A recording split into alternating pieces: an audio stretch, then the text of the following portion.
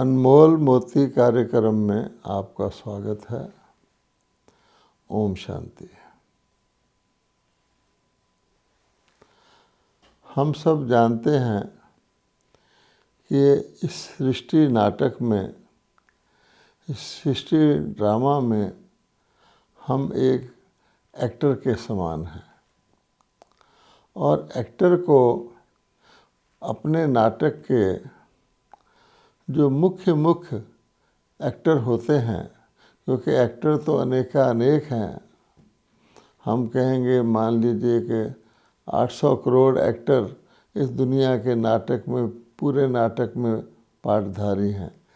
लेकिन ड्रामा को जानने के लिए, अपने रोल को ड्रामा में जानने के लिए हमें मुख्य एक्टर्स का परिचय दिया जाता है और इस नाटक के जो क्रिएटर हैं, जिन्होंने इस नाटक को रचा है, उनका भी जानकारी हमें तभी हो सकती है कि हमारा उनसे क्या संबंध है और हमें उससे क्या मिलता है। इसलिए परमपिता परमात्मा जब धरती पर अवतरित होते हैं तो हम बच्चों को पहले अपनी रचना का ज्ञान देते हैं ताकि हम समझ पाएँ कि इस सृष्टि रूपी नाटक लीला में हमने क्या क्या पार्ट बजाया है और आज हम किस स्थान पर हैं। तो आज मोटे रूप से भगवान, क्योंकि ज्ञान के सागर हैं, वो गागर में सागर को समाकर, या कहते हैं कि सिंधु बिंदु में समाकर, क्योंकि हम आत्मा एक बिंदु स्वरूप हैं, हमको बिल्कुल नटशेल में वो ज्ञान मोटे रूप से बताते हैं और कहते हैं इस सृष्टि नाटक में आत्माएं जब भी आती है, कोई भी आत्मा जब आती है तो शुरू में तो थोड़ी थोड़ी आत्माएं आती हैं। जैसे नाटक धीरे धीरे आगे बढ़ता है, या इसको वृक्ष से भी भगवान ने तुलना की है। एक वृक्ष धीरे धीरे बड़ा होता है तो उसमें अपने अपने समय पर फूल पत्तियां आती हैं। इसी प्रकार से आते हैं। लेकिन मोटे रूप से परमात्मा ने हमें एक बहुत मुख्य बात बताई है कि जो भी एक्टर परम धाम से आत्मा इस सृष्टि नाटक में आके शरीर धारण करके अपना पाठ बजाना शुरू करती है, तो शुरू में हर आत्मा सतोगुणी होती है, शुद्ध और पवित्र होती है जब वो धरती पर उतरती है। चाहे वे किसी भी समय उतरे, चाहे सतयुग में उतरे, त्रेता द्वापर कलयुग में, किसी भी समय जब आत्मा इस धरती पर उतरकर अपना पाठ शुरू करती है तो वो पवित्र और सतोगुणी होती है। इसलिए हर आत्मा को पहले सुख मिलता है। सुख की दुनिया में सुख मिलता है सतयुग में, और कलयुग में दुख की दुनिया में सुख मिलता है। इसलिए हम देखते हैं कि कई लोग बहुत, हम कहते हैं बड़े भाग्यशाली हैं, इनको तो देखो सब कुछ प्राप्त है, पर हम उसका कारण नहीं जानते। ऐसा क्यों है? क्योंकि वो आत्माएं इस समय नहीं उतरी हैं, तो नहीं उतरने के कारण वो अपने पात्र का, सुख का हिस्सा भोग रहे हैं। एक बात तो मोटी भगवान ने हमको ये बताई है, जिसको हम कहते हैं भाग्य क्या है, फॉर्चून क्या है, तो उसका कारण भगवान ने बताया है कि नाटक के अंदर अगर आज कोई आत्मा बहुत श्रेष्ठ आपको दिखती है, बहुत सुखी दिखती है अन्न की भेंट में, तो वो ताज नहीं उतरी है। इसी प्रकार से अगर हम इस बात को और आगे बढ़ाएं, अगर कोई आत्मा आज की दुनिया में बहुत दुखी दिखती है, तो बहुत तकलीफ़ में दिखती है, उसका अर्थ यह है कि उसका ये लास्ट स्टेज है। यानी सुख का पीरियड उसका बहुत पहले था और उसने बहुत सुख भोगा था, लेकिन आज उसका जो लास्ट पीरियड है, क्योंकि भगवान ने मोटे रूप से बताया है कि इस नाटक में सभी को सतो, रजो और तमो अवस्थाओं से पास करना पड़ता है। कोई भी आत्मा सतोगुणी तौर पे उतरती है, वो सुख भी भोगती है, लेकिन धीरे धीरे उसका सुख घट जाता है, फिर उसका दुख शुरू हो जाता है, फिर धीरे धीरे उसका दुख बढ़ जाता है। तो कितनी साधारण भाषा में, कितने सिंपल शब्दों में जो हर कोई समझ सके, भगवान अपनी सृष्टि रूपी रचना या इस नाटक का भेद हमको बताते हैं। सार ये हुआ कि सृष्टि नाटक चलता है और इसमें आत्माएं आती जाती हैं, अपना पार्ट बजाती जाती हैं, और लेकिन जो आत्मा उतरेगी वो नहीं उतरेगी, सतोगुण ही उतरेगी, धीरे धीरे धीरे वो रजोतम में पहुंचेगी। और आज की स्थिति में क्या हुआ कि सभी आत्माएं अपनी तमो प्रधान स्थिति में पहुंच चुकी हैं। सब ने अपना सतो, रजो और तमो का पार्ट भी पूरा कर लिया है, तमो प्रधान स्थिति में पहुंच चुकी हैं। और उसका परिणाम हम क्या देखते हैं कि तमो प्रधान स्थिति में सभी आत्माएं विदाउट एनी एक्सेप्शन, कोई एक भी ऐसी आत्मा नहीं है जो किसी ना किसी प्रकार का दुख ना भोग रही हो। तो हम देखते हैं इसको दुख की दुनिया कहा जाता है। अब दुख का कारण भगवान कहते हैं कि आप सब दुखी हैं, मुझे याद करते हैं, लेकिन ये आपको मैं बताता हूँ कि आखिर आपके दुखों का कारण क्या है। तो भगवान कहते हैं दुखों का कारण ये है कि सतो रजो से चलते चलते तमोगुण में आकर के आप, जब रजोगुण शुरू होता है तब से दुख होना शुरू हो जाता है। और दुख का कारण होता है विकार। विकार का अर्थ है कि जिसको हम कहते हैं अयथार्थ कर्म करने के लिए, जिसको हम कहते हैं गलत तरीका। तो गलत तरीका भी क्यों होता है, उसका भी कारण भगवान बताते हैं कि आखिर क्या हुआ जो आप विकारी बन गए।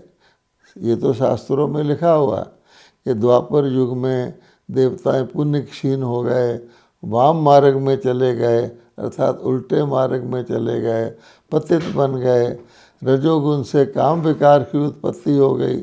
लेकिन इसका मूल कारण भगवान बताते हैं कि जब आप आत्माएं सतयुग में इस दुनिया में आई थी तो आप अपने आप को आत्मा मान के, शरीर को अपना माध्यम मान के चलते थे, अपने आप को अविनाशी अमर आत्मा मानते थे। इसीलिए जो आदिकाल आधा हिस्सा दुनिया का है उसको हम अमर लोक भी कहते हैं।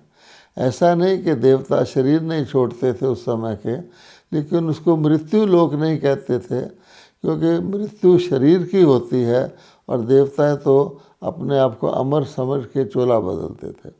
लेकिन द्वापर में आकर के आत्माओं ने अपने आप को शरीर के बजाय धीरे धीरे, आत्मा के बजाय धीरे धीरे धीरे धीरे शरीर मानना शुरू कर दिया कि मैं शरीर हूँ।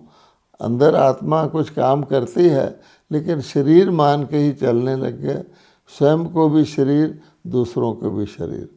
परिणाम ये हुआ कि जो आत्मिक सुख था, जो मन का सुख था, उसको भूल करके लिमिट में आ गए, अर्थात शरीर का और इंद्रियों के सुख को ही मनुष्य आत्मा अनुभव करने लगी।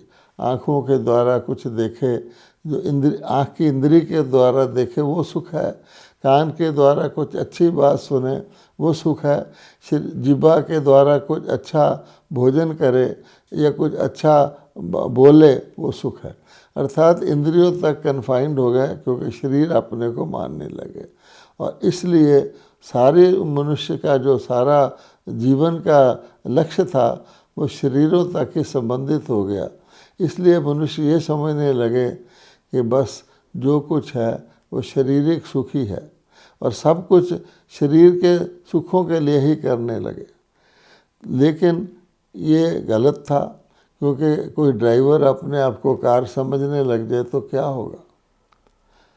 बकरे की माँ कहा जाता है, कब तक खैर मनाएगी। तो दुख शरीर मानने से फिर दुख शुरू हो गया, और जितना जितना शरीर का भान अधिक बढ़ता गया, उसके कारण से मनुष्य के अंदर अहंकार, देह अभिमान जिसको कहते हैं, जो सब पापों का मूल कहा जाता है, पाप मूल अभिमान, अर्थात बॉडी मानकारी चलना है। तो देह अहंकार के कारण से मनुष्य के अंदर फिर काम, क्रोध, लोभ और मोह, ये 5 विकृतियां पैदा हो गई, जिसको हम विकार कहते हैं। और इन विकृतियों के कारण मनुष्य गलत कर्म करने लग गया, जिसको हम पतित कहते हैं। तो पतितपना, जो भी आत्मा काम, क्रोध, लोभ, मोह और अहंकार के वश कोई भी कर्म करेगी, कुछ भी सोचेगी, वो पतितपना ही होगा। वो विकारों के कारण होगा और उसके कारण स्वयं भी दुखी होगी, और जो कुछ वो करेगी उसमें जिनके साथ भी वो करेगी वो भी दुखी होंगे। चाहे प्रकृति के साथ भी ऐसी आत्मा कुछ व्यवहार करे तो लोभ के वश वो प्रकृति का भी दोहन कर लेगी, प्रकृति के बैलेंस को भी बदल देगी। हम जानते हैं कि किस प्रकार से प्रकृति के अंदर गलत प्रकृति का दुरुपयोग करने से मनुष्यों को जो प्रकृति सुख देती थी सदा, वो आज प्रकृति के तत्व भी मनुष्यों को दुख देने लग गए हैं। तो मूल कारण जिसको कहते हैं दुरुपयोग है, मिसयूज और अब्यूज़ है सारे संसाधनों का। अब भगवान कहते हैं अंत में आकर, जब तमोगुण बिल्कुल बढ़ जाता है, सभी दुखी हो जाते हैं, फिर मुझे ही याद करते हैं, हे परमात्मा, आप अब हमारे को बचाओ, हमारा को मुक्ति दो, इन दुखों से छुटकारा दिलाओ। और कोई चारा ही नहीं उनको दिखता। और फिर वो कहते हैं, हे भगवान, आप ही अब रक्षा करो। इसलिए भगवान कहते हैं, ये बात मनुष्यों की समझ में आ जाती है कि अन्य कोई भी, चाहे वो महात्मा हो, चाहे वो देव आत्मा हो, वो मनुष्यों को कुछ दे नहीं सकता। देवी देवताएं बहुत पूज्य हैं, बहुत श्रेष्ठ हैं, लेकिन देवी देवताओं से आज के मनुष्य को तो कुछ नहीं मिल सकता, क्योंकि वो तो अपने युग में थे और उनके युग में सारे देवता थे, तो वहाँ किसी को किसी से कुछ लेने देने की बात ही नहीं थी। और बाद की दुनिया में तो जो खुद ही दुखी हैं, खुद ही परमात्मा को पुकार रहे हैं, एक मरीज़ दूसरे मरीज़ का क्या इलाज करेगा। तो ऐसी दुनिया में आकर हम देखते हैं कि मनुष्य अपने आप को दुखों से छुड़ाने के लिए अनेक उपाय करते जाते हैं, जिसको कहा जाता है necessity is the mother of invention. उन्होंने, शरीरधारी मनुष्य हैं, उन्होंने जिस प्रकार की कठिनाई देखी उसको दूर करने के लिए अपनी अपनी बुद्धि से अपने अपने सॉल्यूशन या रास्ते निकाले। जब मनुष्यों ने देखा कि शरीर को रोग आने लग गया है, बीमारी होने लग गई है, तो मनुष्यों ने, जिसको कहते हैं दवाइयाँ निकालनी शुरू की कि शरीर में रोग आए तो उस रोग के लिए दवाई निकल जाए। हम देखते हैं, इसमें कोई शक नहीं है कि अगर आज की दुनिया में अनेक प्रकार के जो उपचार के माध्यम हैं, चाहे वो कहा जाता है मॉडर्न मेडिसिन है, चाहे जिसको आज लोग बहुत ज़्यादा प्रयोग में ला रहे हैं, चाहे वो अन्य प्रकार के तरीके हैं। भारत में अपने तरह की दवाइयों का सिस्टम है, यूनानी मेडिकल सिस्टम भी है। हर जगह पर किसी न किसी प्रकार के उपचार की विधियां मनुष्यों ने बताई हैं। कुछ नेचर क्योर की तरफ जाते हैं, अनेक प्रकार हैं।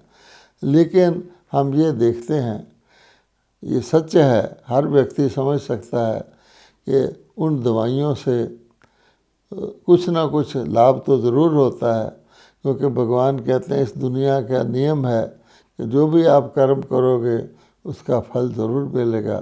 तो कुछ ना कुछ दवाइयों से लाभ तो होता है, लेकिन ये भी सत्य है कि जिसको कहा जाता है मर्ज बढ़ता गया जूं जूं दवाइयाँ की, ऐसी कोई भी दवाई नहीं निकली है जिसके बाद व्यक्ति पूरी तरह से स्वस्थ हो जाए, बल्कि दवाइयाँ लेते जाते हैं और स्वास्थ्य बिगड़ता ही जा रहा है।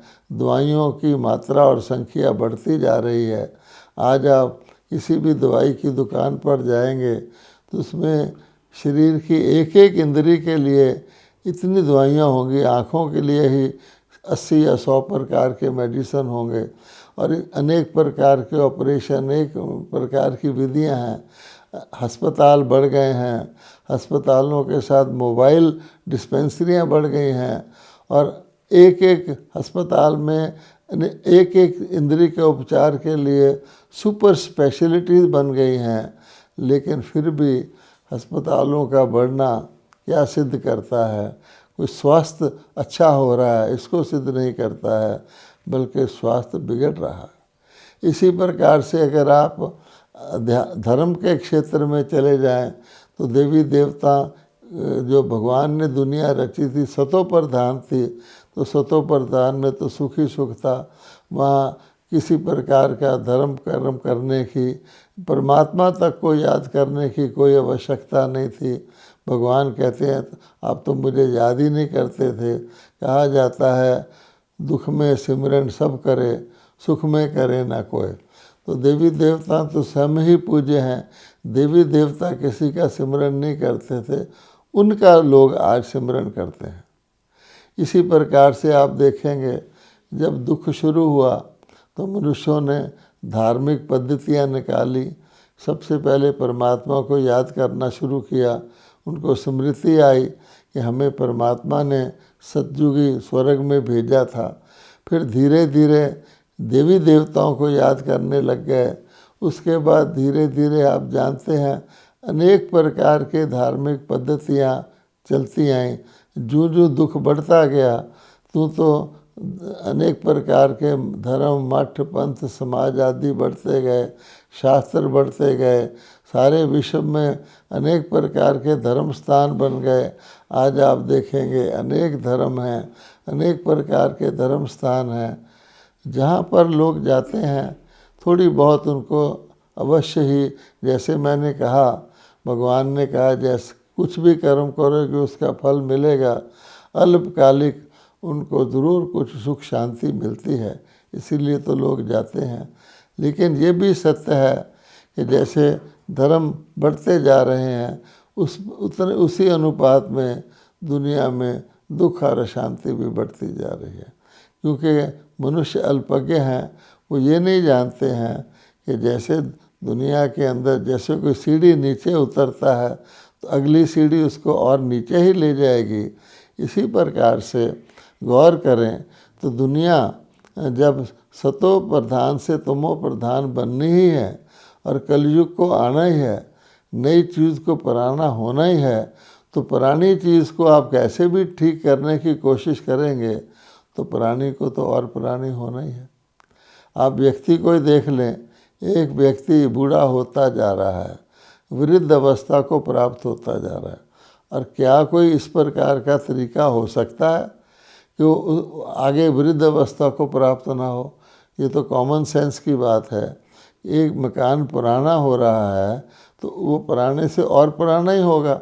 इसी प्रकार से आप शरीर का कितना भी उपचार कर लें, 100 तरीके निकाल लें, कुछ नकली चीज़ें भी शरीर के अंदर लगानी शुरू कर दें, पर शरीर को पुराना तो होना ही है, आखिर उसको अति पुराना भी होना ही है। इस बात को मनुष्यों को स्वीकार करना चाहिए। वो नहीं करते, इसलिए वो बहुत अनेक प्रकार के यत्न प्रयत्न करते रहते हैं इस पुरानी दुनिया को नई बनाने के लिए। क्या कोई बूढ़ा जवान हो सकता है? हाँ, बूढ़े को अगर चेंज होना है तो आगे की तरफ देखे, क्योंकि हर चीज़ आगे की तरफ जाती है, समय आगे की तरफ जाता है।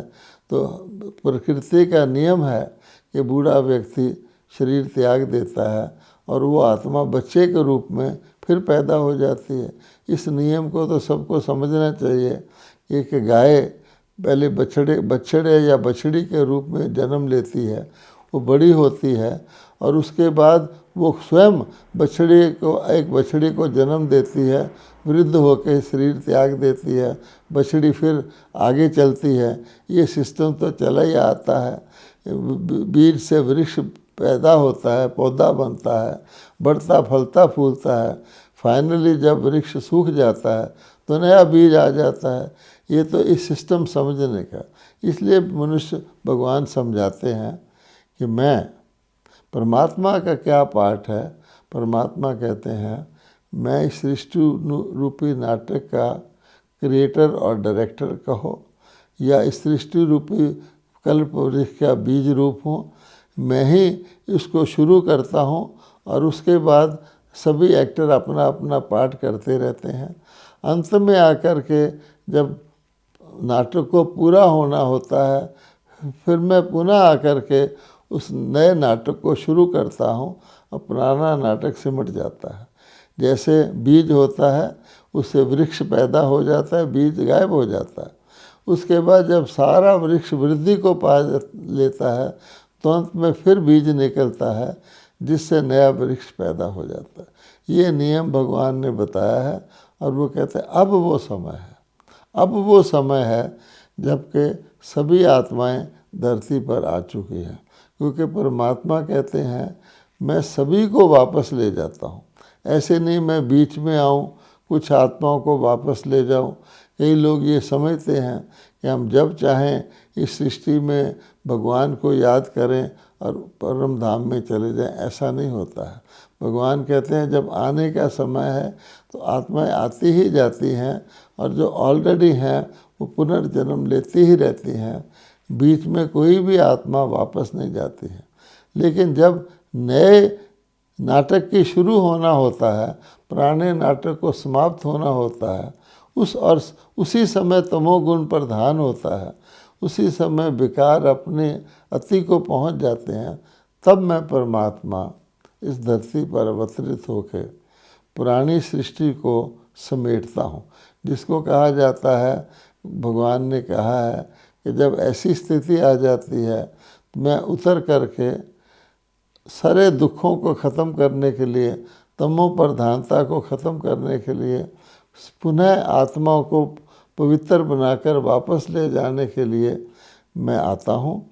और लेकिन नया वृक्ष भी नया नाटक भी शुरू होना होता है, इसलिए पुराने को समेटने से पहले मैं आत्माओं को नए सतो प्रधान बनने का ज्ञान देता हूँ, पवित्र बनाता हूँ। क्योंकि पवित्र स्थिति से आत्माएं नीचे आती हैं, तो दुनिया की सारी आत्माएं तो वो ज्ञान नहीं लेती हैं, क्योंकि उनके आने का पार्टी अपने अपने समय पर है। लेकिन जो आत्माएं सबसे पहले आई थी, ये खास नोट करने की बात है, जो आत्माएं शुरू में आई थी उनके अंदर ही ये एक प्रकार की इच्छा होती है, वही इस बात को समझ पाती हैं जब परमात्मा आके उनको सतो प्रधान बनने की विधि बताते हैं, जिसी को ही ईश्वरीय ज्ञान और ईश्वरीय राजयोग कहा गया। भगवान कहाँ अवतरित होते हैं? जहाँ से ही नया विश्व शुरू होता है। तो हम जानते हैं कि भारत ही वो प्राचीनतम देश है, भारत में ही देवी देवताओं का राज्य था। आज भी भारत में देवी देवताओं की मूर्तियाँ मंदिरों में स्थापित हैं। उन ही देवी देवताओं की आत्माएं जो सारा चक्कर लगा करके समझने की बात है। कई लोग समझते हैं देवता कोई आकाश लोक में रहते हैं, नहीं। जैसे भगवान ने कहा सब आत्माएं सतों से रजो से तमो में आती हैं, तो पूरा चक्कर लगा करके भगवान उनको 100 दर्शन चक्कर का ज्ञान देते हैं कि कैसे तुम आते हो। उनको पुनः भगवान आकर के अपने साथ योग लगवा के ईश्वरीय ज्ञान दे करके सारे सृष्टि नाटक का समझा करके देह के भान से उनको आत्मा स्वरूप में लाने का पुरुषार्थ करा के, जिसको राजयोग कहते हैं, अवगुणों को निकाल कर दैवी गुणों की धारणा करवा के उनको सर्वगुण संपन्न बना के इसी जीवन में जब आत्माएं अपनी श्रेष्ठता को प्राप्त करती हैं, पावन बनती हैं, जिसको होली कहा जाता है। भारत में होली का उत्सव भी मनाते हैं।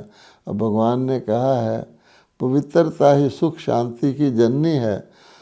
उसके बाद पुरानी सृष्टि का विनाश, जो तमोगुणी आत्माएं होती हैं, अभिमान के वश वो अपने आप ही परमाणु शस्त्र आदि बना करके प्रकृति को और डिस्टर्ब करके वो आत्माएं शरीरों से मुक्त हो करके भगवान उनको जैसे शरीरों से मुक्त होने समय उनको कितना सजाएं मिलती हैं, कितना उनको पश्चाताप होता है, उसके उनको पवित्र बनाकर सजाओं के द्वारा परम धाम में ले जाते हैं। और तुरंत ही ऐसा नहीं कि कोई प्रलय हो जाती है, जो शुद्ध आत्माएं होती हैं जिनको भगवान ने धरती पर पावन बनाया होता है, उनको वो देवता के रूप में शरीर दिलवा करके नई दुनिया को शुरू करते हैं। खास नोट करने की बात यह है कि ये कार्य वर्तमान समय चल रहा है। परमात्मा ने प्रजापिता ब्रह्मा के द्वारा धरती पर आकर विश्व की लाखों आत्माओं को ईश्वरीय ज्ञान और ईश्वरीय राजयोग सिखाकर उनकी आत्माओं को पावन बनाया है। और अभी भी विनाश का थोड़ा सा समय बाकी है। सब देख रहे हैं कि कैसे विनाश की पूरी तैयारी है। उससे पहले जो आत्माएं ये बात सुन रही हैं, उनको अगर इस बात का अपील करता है, क्योंकि सभी को तो नहीं करेगा, उन्हीं को करेगा जो देवता थे, वो इस ज्ञान को सुनकर ब्रह्मा जी के द्वारा जो ब्रह्मा कुमार कुमारियाँ इस माध्यम को, इस विधि को बता रही हैं, उनसे संपर्क करके वह भी अपने देव पद की प्राप्ति कर सकती है। ओम शांति।